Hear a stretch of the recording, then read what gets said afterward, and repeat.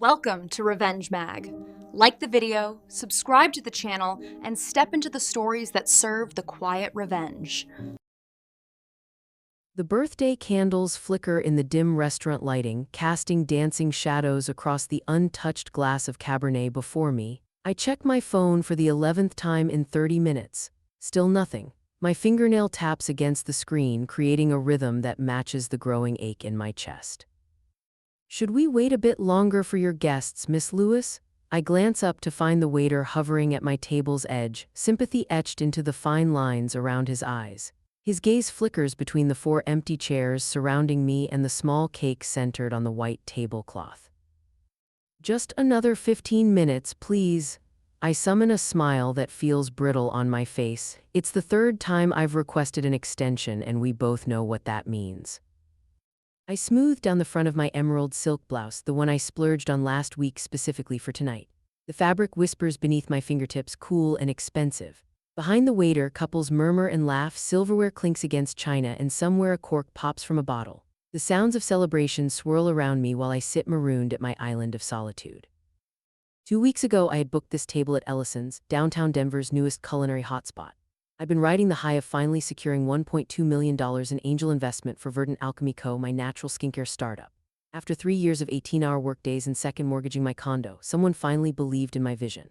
Family dinner at Ellison's to celebrate my birthday and some big news. I texted to our family group chat, Thursday at 7. "I'll make reservations for 5. 3 days passed with no response. I sent a friendly reminder, just confirming dinner this Thursday at Ellison's. Let me know if you can make it. Another 2 days of silence. Finally, my third message, reserved table for 7 p.m. Thursday. Hope to see everyone there. Nothing, not from Mom, Dad, or Ethan.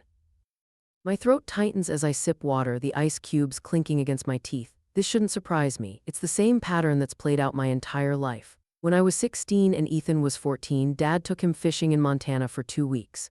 When I asked why I wasn't invited, Dad had patted my head and said, "He's a boy, he needs investment, you just need stability."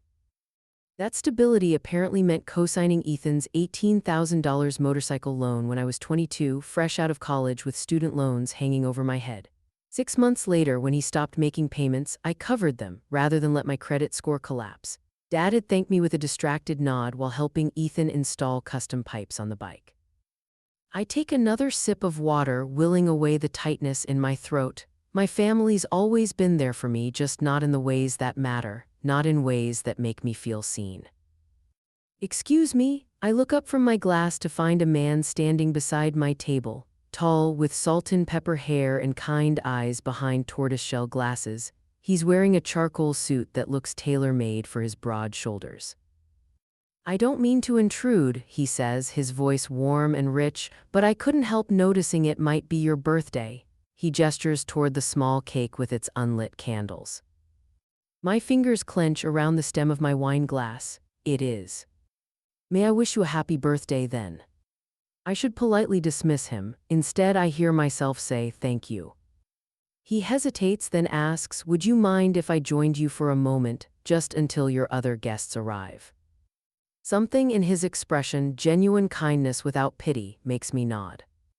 "I'm Sophia." "Julian," he settles into the chair across from me, setting his leather portfolio on the table. "I'm a writer, books about resilience mostly." He smiles, the corners of his eyes crinkling, "though I suspect you know something about that already." "What makes you say that?" "The way you hold yourself, like someone who's familiar with waiting and disappointment but hasn't been broken by either." My laugh surprises me. "Are you always this perceptive with strangers?" "Occupational hazard," he gestures toward the waiter who approaches with a lighter. "May I?" When I nod, the waiter lights the candles on my cake. Their glow reflects in Julian's glasses as he asks, "So what brought you here tonight, all dressed up and waiting so patiently?" I hesitate, then decide truth is simpler than fiction. "I just secured a major investment for my company, thought my family might want to celebrate if I DM'd them to celebrate." "Ah," he nods, understanding blooming in his expression, "and they're running late." "They're not coming." The words taste bitter, like coffee left too long on the burner. They didn't even respond to my messages. Then they're missing something extraordinary. Julian leans forward, resting his forearms on the table. Tell me about this company that earned such impressive investment. For a moment, I consider changing the subject. Then something inside me shifts. Why not enjoy this birthday despite my family's absence? Why not share my triumph with someone who actually seems interested? Verdant Alchemy, I say, feeling a genuine smile spread across my face. Natural skincare products made with ingredients sourced from sustainable farms. I pull out my phone, showing him our sleek website featuring our best-selling facial serum. We're planning to expand our production facilities with the new funding. Remarkable, Julian says, studying the images. When he looks up, his admiration feels like sunshine after days of rain. Someone should be celebrating your brilliance tonight. His words unlock something in my chest. As I blow out the candles on my cake, I make a different wish than I'd planned, not for my family's approval, but for the strength to stop waiting for it. I won't wait for their approval anymore, I whisper, more to myself than to Julian. The hardest lesson, he says softly, is learning that some people can't give what they don't possess themselves. The waiter returns with 2 plates for the cake. As I cut into it, I find myself telling Julian about Ethan's motorcycle, about decades of showing up for a family that rarely showed up for me, about building my company while my parents focused on my brother's series of failed ventures. The strange thing is, I say, I think a part of me still loves them despite everything. Love and boundaries aren't mutually exclusive, Julian replies. In fact, the healthiest love requires them. As we share cake beneath the restaurant's warm lights, I realize that a stranger's kindness has made this birthday more meaningful than any family celebration could have. For the first time in years, I feel truly seen, and suddenly, that's enough. Morning sunlight spills across my balcony, turning the rim of my coffee cup golden as I breathe in the crisp, bolder air. The distant flatirons cut jagged silhouettes against a cloudless sky. 3 years have passed since that birthday night when Julian first entered my life, and the universe has rewarded my quiet determination with abundance. My phone chirps with a notification. Another share of yesterday's interview where I detailed Verdant Alchemy's journey from my kitchen counter to a $35 million valuation. The view count has crossed 500,000. I take a slow sip of coffee, savoring the Colombian roast Julian introduced me to last winter. The new face of natural beauty, reads one comment, if only they knew how unnatural family could be. My phone buzzes again, this time with a call. The name makes my stomach clench. Mom, we've barely spoken in 3 years beyond obligatory holiday texts and the occasional stilted coffee meeting. I consider letting it go to voicemail but slide my finger across the screen instead. Sophia, honey, her voice drips with sugary sweetness I haven't heard since high school graduation. Did you see my messages? No, I was just. Ethan's getting married, can you believe it? Our boy finally settling down with Olivia. We'd love your help with planning the celebration. I grip the phone tighter. That's wonderful news. When's the wedding? June, listen, sweetheart, we've been talking, your father and I, and we think this would be the perfect time for a Lewis family collaboration. Collaboration, the word hangs between us like a glass ornament, fragile and transparent. Your brand with our family name, Lewis Beauty, has such a nice ring. We've always been your biggest supporters.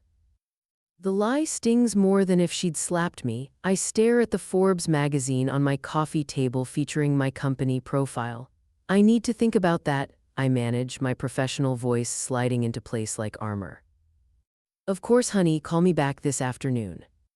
After we disconnect, another message chimes. Ethan. Hey sis, big news about the wedding. Also, my racing team needs a primary sponsor. Only $300,000 for the season. Great exposure for Verdant, let me know.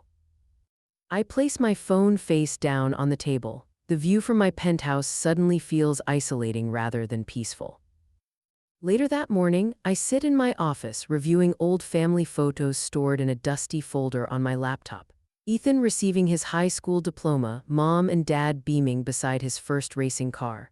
My college graduation, just me, alone in cap and gown because they'd attended Ethan's regional race that weekend. My phone chimes with a voice message from Julian.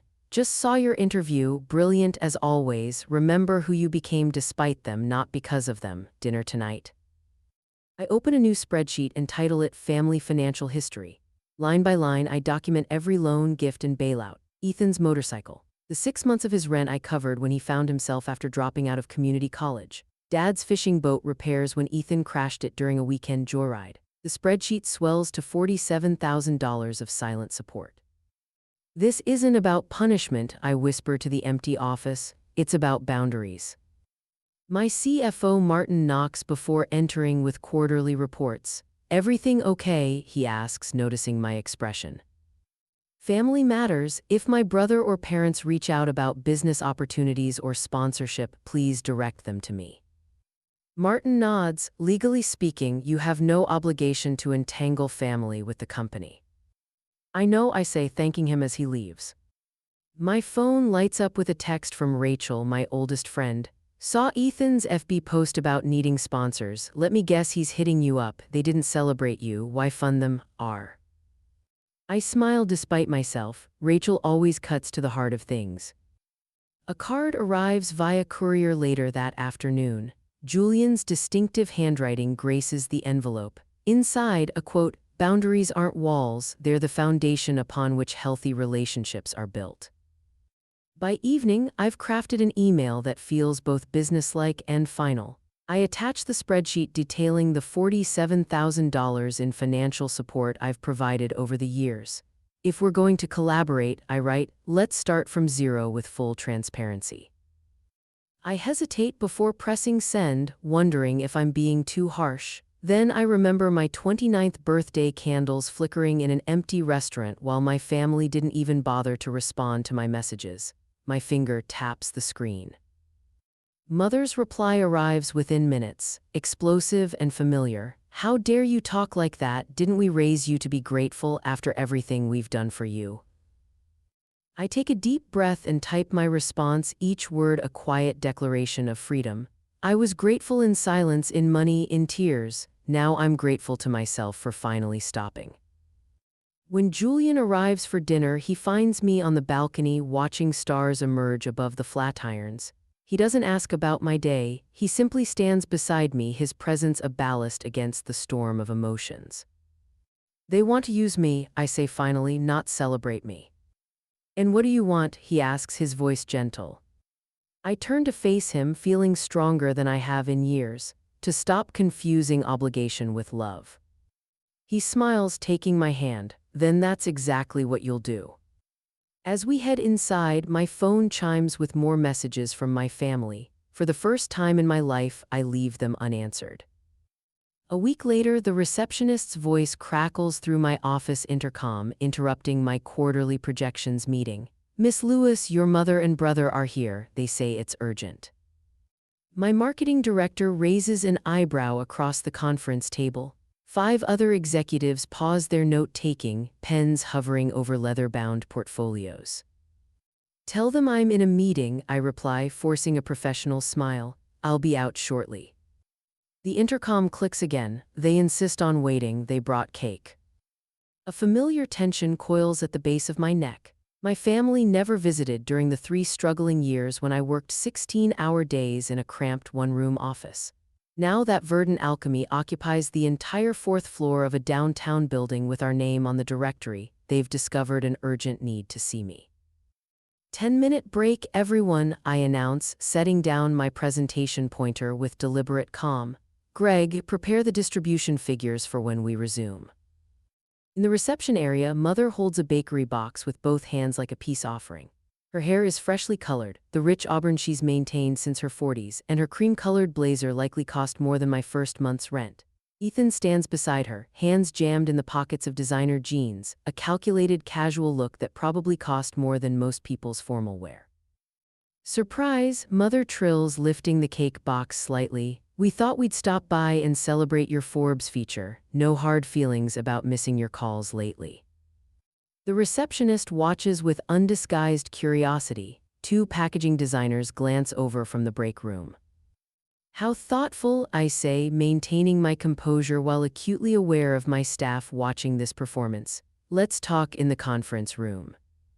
Mother's eyes sweep across our modern workspace, taking inventory of the exposed brick walls, the Edison bulb lighting fixtures, the sleek workstations where my team creates products that have earned us shelf space in luxury department stores across America. Ethan trails behind us, pausing to examine a display case holding our best-selling facial serum. "You must be making a fortune from these little things," he remarks, tapping the glass. My marketing director emerges from her office, coffee mug in hand. "Olivia," Ethan says, flashing the smile that charmed his way through college, "don't you look fantastic, still handling my sister's advertising?" Jessica's professional smile never wavers. "Director of Brand Strategy now, pleasure seeing you again, Ethan." "Ethan," I guide them toward the small conference room, away from curious eyes and ears. Mother runs her fingertip along a walnut tabletop as we enter. "$16,000 for this table alone, I'd wager," she whispers, not quite quietly enough. Once the door closes behind us, I turn to face them. "This is my workplace, not a family reunion venue. Why are you really here?" Mother sets the cake down, hurt flashing across her features. "Can't we visit our successful daughter without an agenda?" Ethan sprawls in one of the leather chairs. "Yeah, sis, don't be so suspicious." "The last time we spoke," I remind him, "you asked for $300,000 for your racing team. The time before that, Mother hinted about Ethan's wedding costs. Forgive me for suspecting this isn't just a social call." Mother's expression hardens. "You've changed. Success has made you cold." "I haven't changed," I counter, remaining standing while they sit. "I've just stopped pretending." Ethan leans forward. "Come on, sis, we're family, that means something." The word family hangs between us, weighted with expectations, with history, with the motorcycle loan I paid off while working 3 jobs, with birthdays spent alone while they attended Ethan's races. "Yes, it does," I agree, my voice steady. "Family should mean love without invoices, support without conditions, celebration without calculation." Mother's eyes narrow. "After all we've sacrificed for you." "What exactly did you sacrifice?" The question escapes before I can filter it. "When I needed cosigners for my first business loan, you said it was too risky. When I worked 18-hour days launching this company, you never once brought me cake. When I celebrated alone at Ellison's on my birthday, your phones were apparently all broken simultaneously." Ethan shifts uncomfortably. "That's not fair." "What's not fair is using family as currency," I interrupt. "I don't need family only when I'm successful. I don't need cake only when there's something in it for you." "We've always been proud of you," Mother insists, but her eyes dart toward the door, calculating her next move. "I believe you," I say, softening my tone slightly, "but I've learned to live without pretending. I'll always love you both, but this company isn't a family ATM. My success doesn't create an obligation." Mother gathers her designer handbag, straightening her shoulders. "I see we've caught you at a bad time. Anytime you come with expectations rather than genuine support will be a bad time," I reply. They leave with stiff goodbyes and promises to call later. Through the glass walls, I watch them cross the reception area, Mother's back rigid with indignation, Ethan's stride betraying his frustration. When the elevator doors close behind them, I exhale fully for what feels like the first time in an hour. My phone buzzes with a text from Julian. "Coffee after your ambush, proud of you for standing your ground." Word travels fast. Rachel must have heard from the marketing director. Another text arrives from my business partner. "Taking the afternoon meetings. Take some time if needed." 10 minutes later, my mentor calls. "How are you holding up?" she asks, her voice carrying the wisdom of someone who's navigated similar waters. "Better than expected," I answer truthfully. That evening, I draft an email declining Ethan's wedding invitation, attaching a generous but appropriate gift card. I create clear guidelines for future communications with my parents. My financial advisor helps establish a trust for genuine family emergencies, not demands. When I finish, I pour a glass of Cabernet and stand at my condo window overlooking Boulder's twinkling lights. For the first time, I understand that boundaries aren't walls built from anger, they're fences constructed with self-respect. Later that night, my phone pings with a notification. Ethan's Facebook status glows on my screen. Some people only care about money, not family. Already, mutual friends are tagging me, the gossip spreading like wildfire. My finger hovers over the keyboard, a dozen responses forming and dissolving in my mind. Then Julian's text arrives, "Remember, your truth doesn't need defending." I set my phone down, choosing dignity over defensiveness. The chapter of apologizing for my boundaries has ended. The story of living with integrity has only begun.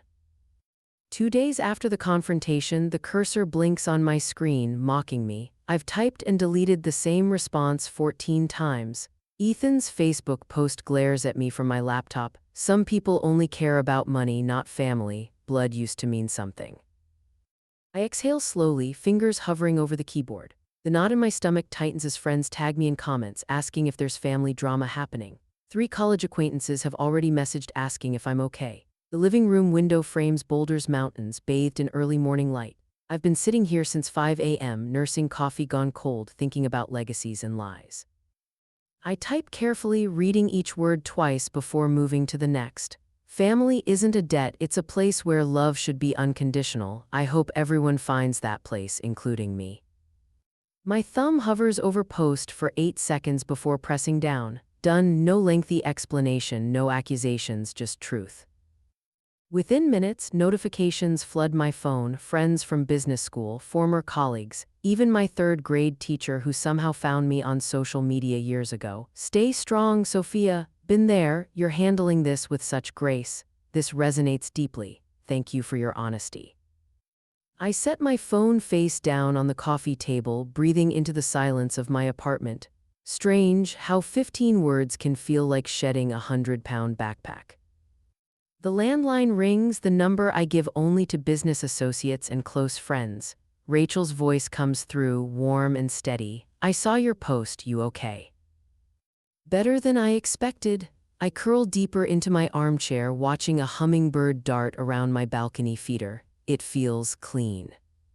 "Clean is good," Rachel pauses. "Ethan's gone nuclear in the family group chat. Your mother called me this morning asking if I could talk some sense into you."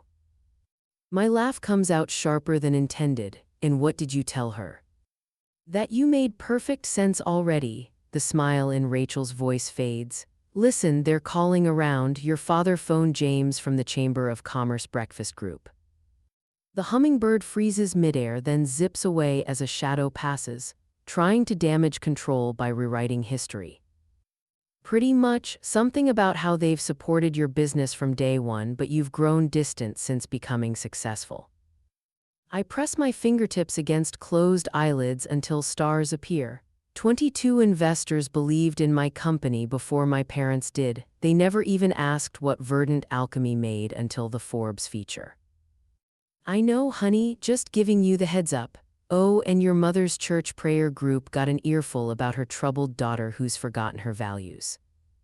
The familiar weight settles back between my shoulder blades, right on schedule. After Rachel's call, I shower and dress carefully. Forest green silk blouse, tailored black pants, simple gold earrings, armor for the day ahead. My assistant Emma meets me at the office door, coffee extended like a shield. 3 calls from someone named Ethan. Should I keep blocking? "Yes, please." I accept the coffee with a grateful nod. "Any messages from investors?" Emma's expression shifts. "Mr. Harrington from Keystone Capital called, said your brother contacted him with concerns about company stability. He seemed confused." Heat flashes across my face, my fingers tightening around the cup. Ethan actually contacted my investors? The boundary violation staggers me. "Call Mr. Harrington back immediately. Schedule a lunch if he's available." 2 hours later, I sit across from James Harrington at Ellison S., the same restaurant where this journey began 3 years ago. The irony doesn't escape me. "I appreciate your time," I begin, meeting his gaze directly. "I understand my brother contacted you." James nods, leaning back in his chair, his gray eyebrows knit together. "Said something about family troubles affecting business decisions, wanted to warn me." He studies me over his reading glasses, not very professional. No, I agree. Family and business are separate entities in my world, James, always have been. Anything good, he unfolds his napkin with deliberate care. The quarterly reports speak for themselves, Sophia, 28% growth doesn't lie. The knot in my stomach loosens slightly. Thank you for your continued confidence. Your brother seemed entitled to your success, James chooses his words carefully. Mentioned something about family collaboration being owed to him. Owed, I don't flinch, there will be no collaboration. Smart call, he picks up his menu. Now shall we order? I hear the salmon is excellent. Back at the office, I pull up the application form for the Verdant Foundation, my newest project supporting young female entrepreneurs. The cursor blinks, steady now rather than mocking. I fill in the final details, then press launch. Later that evening, I received the notification that my donation to the Colorado Motorcycle Safety Initiative has been processed. $20,000, anonymous, no press release, no social media announcement, just quiet action. My phone buzzes with a message from my father. Your mother is devastated. This public humiliation is beneath you, Sophia. I set the phone aside without responding and pour a glass of wine. The Verdant Foundation website has already received 12 applications. My inbox contains 3 interview requests from business journals non-mentioning family drama, all focused on company growth and environmental initiatives. When the doorbell rings at 7, Julian stands there holding takeout bags. His eyes crinkle at the corners. Thought you might not want to go out tonight. You thought right, I step aside to let him in. Ethan contacted my investors. Julian sets the food down, his expression darkening. That crosses every line. They didn't buy it. I pull plates from the cabinet. Turns out consistent professionalism speaks louder than desperate accusations. Of course it does. Julian unpacks containers of Thai food. Your restraint is remarkable, Sophia. Most people would have responded with matching fire. I shrug, but warmth blooms in my chest at his words. Fire just makes more smoke. I'm interested in clarity. We eat on the balcony, watching the sunset paint Boulder's mountains in amber and gold. My phone buzzes repeatedly. Ethan's fiancée now, saying they need to clear the air before the wedding. Did you see the comment from Sandra Werner? Julian asks, refilling my wine glass. Ethan's racing sponsor. No, what did she say? That she's reconsidering their partnership after recent revelations about character. He raises an eyebrow. Apparently your mother's version of events reached her but backfired. I take a slow sip of wine. I never asked for that. You didn't have to. Truth has a way of finding daylight. As night falls over Boulder, my email pings with a message from my business mentor, Diane. Proud of you, leading a webinar next month on ethical business practices. Keynote spot has your name on it if you want it. Later, as Julian prepares to leave, he pauses at the door. You know they're only escalating because they're losing control, right? I nod. I know, I can feel the cracks forming. Your mother called Rachel again, apparently, less confident this time, used the phrase might have pushed too hard. Something shifts inside me, not satisfaction exactly, but vindication. Did she now? And I ran into your father at the coffee shop this morning. He looked contemplative, said something about wishing they de-invested in your company from the beginning. I lean against the doorframe, suddenly tired, 3 years too late for that realization. Julian touches my shoulder gently, but not too late for you to live your truth. After he leaves, I sit on the balcony in darkness, laptop open to Ethan's latest group chat message. She's destroyed this family with her selfishness. Below it, a surprising response from his fiancée, Olivia. Maybe we should all step back and think about what we're asking from her. I close the laptop without responding. Tomorrow will bring more accusations, more attempts to rewrite history. But tonight, I've discovered that silence too can be strength. Sometimes the most powerful response is simply to keep building while others try to burn. The voicemail from Mother plays for the 3rd time, her voice wavering with practiced vulnerability. Sophia, sweetheart, I know things have been strained, but we're still your parents no matter what. Some bonds can't be broken even when they stretch. I press delete and set my phone on the kitchen counter. The late sunshine spills through my condo windows, painting warm rectangles across the hardwood floor. Against my better judgment, I pick up the envelope that arrived yesterday, ivory cardstock with gold foil edging, Ethan's wedding invitation. The handwritten note tucked inside reads, "Time for family healing. We miss you, Mom and Dad." My stomach twists. 3 weeks of this campaign now, the carefully timed calls, the texts dripping with apologies that somehow still manage to avoid acknowledging any actual wrongdoing. Just yesterday, Ethan's fiancée Olivia left a voicemail about building bridges before the big day. Is this seat taken? I look up to find Julian in my doorway, coat draped over his arm, a paper bag from Spruce Bakery in his hand. My shoulders relax at the sight of him. Only by ghosts and guilt trips, I say, sliding the invitation across the counter, latest artillery in the reconciliation campaign. Julian sets down 2 coffees and studies the invitation. Quite the production, the wedding at the Brown Palace, someone's parents are feeling generous. Or someone's sister is expected to be. I take a grateful sip of the coffee he's brought, dark roast with a splash of almond milk, exactly how I like it. And what about these? Julian gestures toward the stack of photo albums on my coffee table. Recent arrivals. FedEx delivery yesterday, family albums dating back to my 5th birthday, complete with post-it notes marking special memories. I walk over and flip one open to a flagged page. This one says, "Remember Christmas 1998? You were so excited about the family tradition." Subtle, Julian says, his mouth quirking. My phone buzzes with another text. "Ethan, Dad mentioned his blood pressure's been high lately, really hoping you'll reconsider coming to the wedding, would mean a lot to all of us." Julian catches my expression, more health concerns. "Ethan says Dad's blood pressure is up." I set the phone down. "Last week it was Mom's migraines. They're getting creative," Julian notes, settling onto one of my kitchen stools. "How are you holding up?" I trace the rim of my coffee cup. I keep thinking I should feel worse about all this. Shouldn't I be torn apart, sobbing over photo albums at midnight? And you're not. I feel tired, like I'm watching a movie I've seen too many times. I meet his eyes. Is that cold?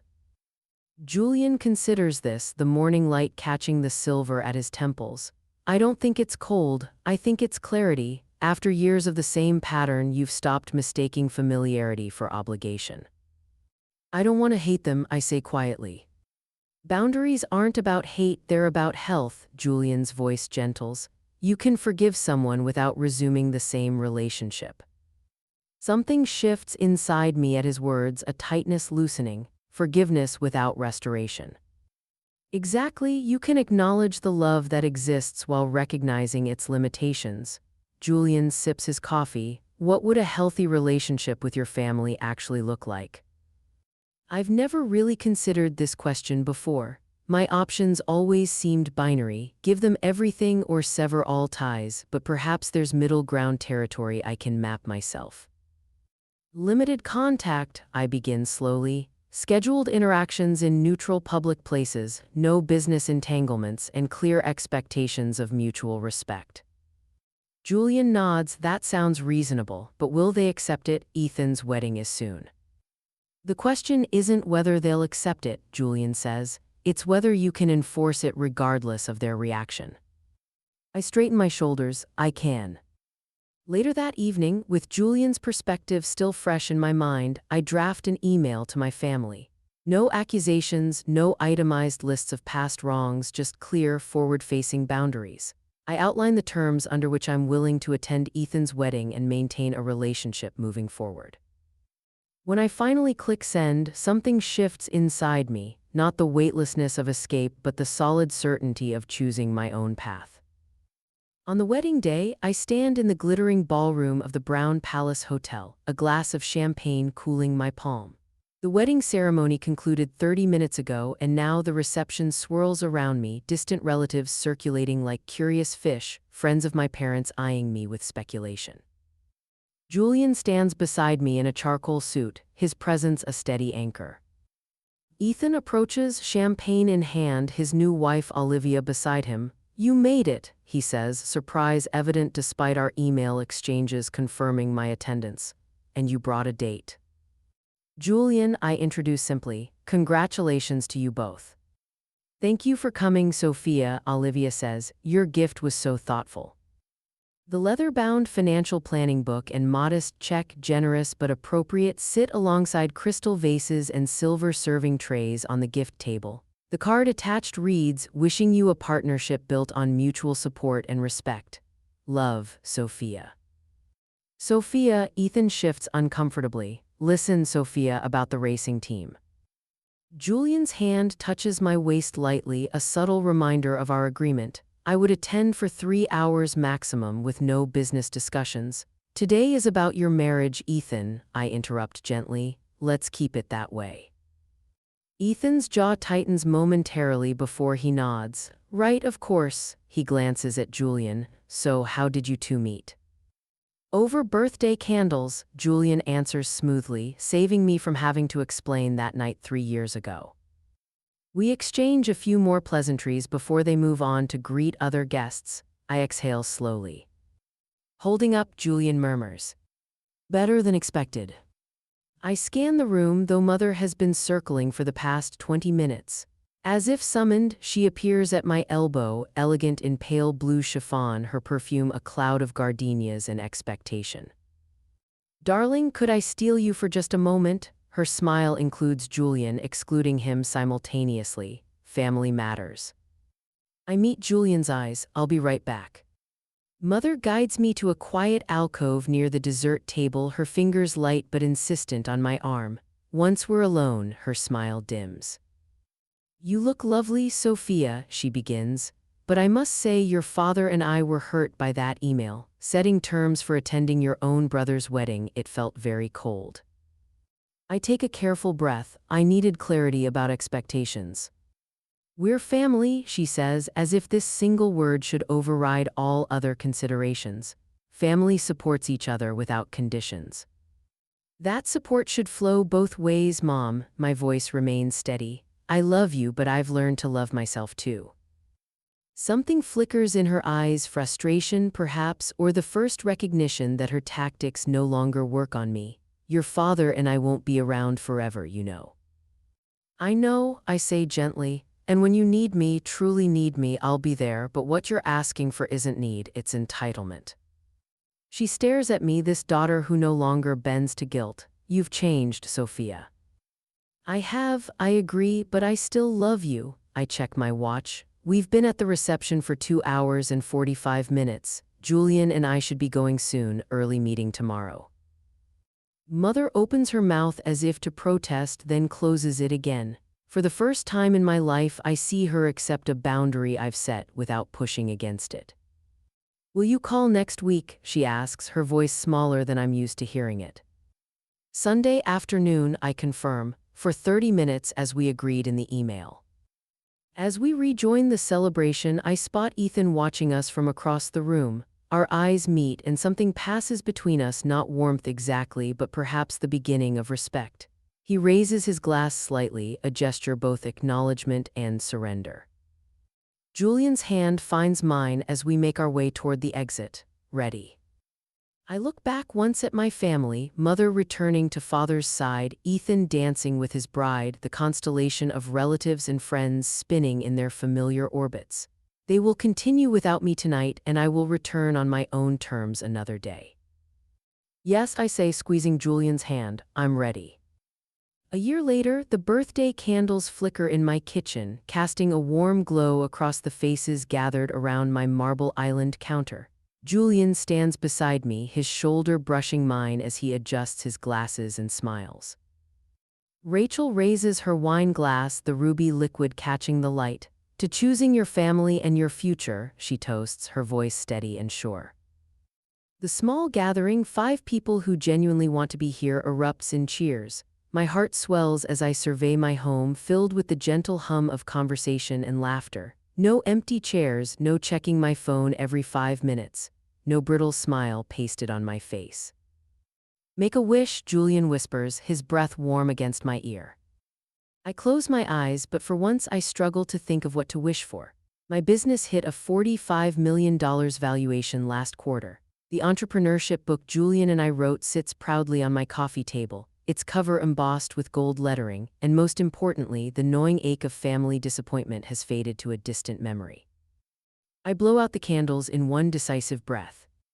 Same restaurant as 4 years ago, Rachel observes, cutting into the chocolate cake, but completely different energy. Different company makes all the difference, I reply, accepting a plate from her. Later, as guests mingle in my living room, I slip away to my study. My leather-bound journal waits in the desk drawer where I left it this morning. I trace my fingers over today's entry, "Love doesn't require sacrifice of self." These years of therapy helped me understand that boundaries aren't walls, they're healthy fences with gates I control. My family and I maintain a cordial relationship now. I attend holiday dinners when it feels right. Ethan brings his wife. My parents ask about my business without suggesting how to run it. We've found a balance. I can love them without surrendering my peace. The doorbell chimes. A young woman named Olivia stands on my threshold, clutching a notebook. She's one of 5 entrepreneurs I mentor through my foundation. "Sorry to crash your party," she says, twisting her hands nervously. "But I've been offered a partnership with my father's business and I don't know how to tell him I want to build something of my own."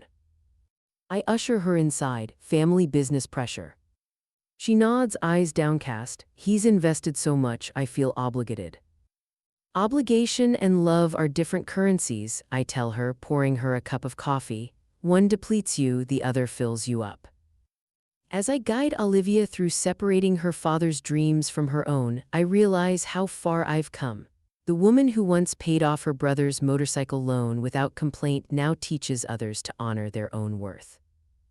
My talk show appearance last month resonated with thousands. "Forgiving someone doesn't mean letting them hurt you again," I said, watching the studio audience nod in recognition. Those words became a lifeline for people struggling to break free from toxic patterns. In the kitchen, Julian lights a single candle on the remaining slice of cake. We blow it out together, our fingers intertwined on the counter. Our book dedicated to dreamers who find themselves alone at pivotal moments has already helped countless others recognize their own worth. "Do you ever wish they had shown up that night years ago?" he asks, referring to my lonely birthday when we first met. I shake my head, a soft smile playing across my lips. "No, because if they had, I might never have met the man who taught me that kindness can come from anyone, even a stranger." Later, we stand on my balcony watching the sunset paint the skyline in strokes of amber and gold. City lights begin to twinkle one by one like stars emerging in an urban sky.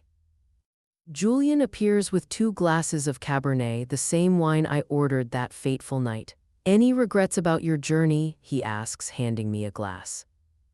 I take a sip, savoring the rich complexity. Sometimes the loneliest birthday becomes the first gift of freedom and the beginning of a beautiful connection.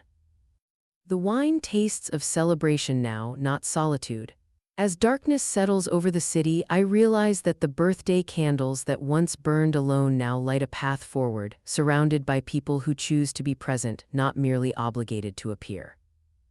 If this story hit home for you, whether it's the sting of being underestimated, the sweet rush of quiet success, or the messy fallout of family expectations like this video, thank you for staying with me until the end. Also, please hit that subscribe button on the Revenge Mag right now so you never miss the next story that might feel like it was written just for you. Check the description below for links to other videos. There are more tales of underdogs turning the tables, family twists, and hard-won victories waiting for you. Drop your thoughts in the comments, and if you've got your own story of being written off, proving them wrong, or navigating that complicated sibling dynamic, share it below. I read every single comment and I'll reply to all of them. Your stories matter, and sometimes seeing you're not alone is the most powerful part. See you in the next one. Take care of yourselves out there.